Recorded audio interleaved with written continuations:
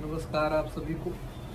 मैं assistant professor Suryansh स्वागत करता हूं आपका अपने चैनल हिंदी विद प्रोफेसर पे। हिंदी साहित्य से तैयारी करने के लिए किन वस्तुनिष्ठ पुस्तकों का सहारा लिया जाना चाहिए।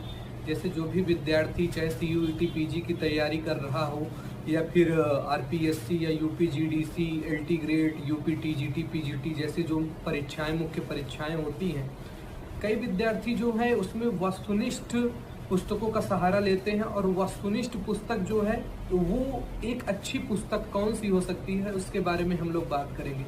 वस्तुनिष्ठ पुस्तक के लिए सबसे पहले एक सरस्वती पांडे एवं गोविंद पांडे की पुस्तक आती है वस्तुनिष्ठ हिंदी साहित्य का जो है।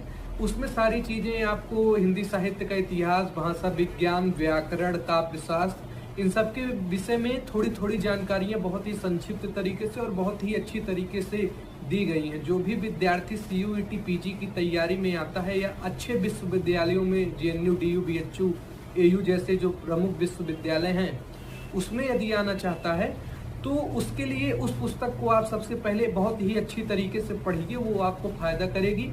दूसरी जो महत्वपूर्ण पुस्तक आती है वस्तुनिष्ठ संकलन में, एक दृष्टि की पुस्तक आती है, नेट JRF की पुस्तक आती है, गाइड के रूप में आती है।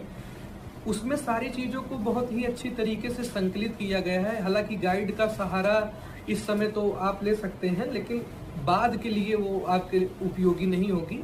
तो उस पुस्तक को आप देखिए, उसमें कहानी का जो नेट में संकलित है, नाटक है, निबंध है, उन सारी चीज़ों को बहुत ही अच्छी तरीके से दिया गया है।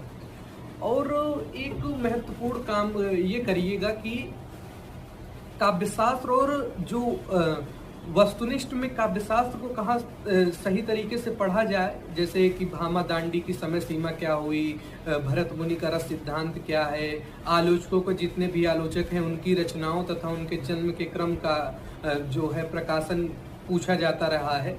तो इन सभी रचनाओं को एक प्रभात पब्लिकेशन की वस्तुनिष्ठ नेट JRF की आती है, प्रभाकर उसके लेखक हैं, तो उसको आप वहाँ पे देख सकते हैं।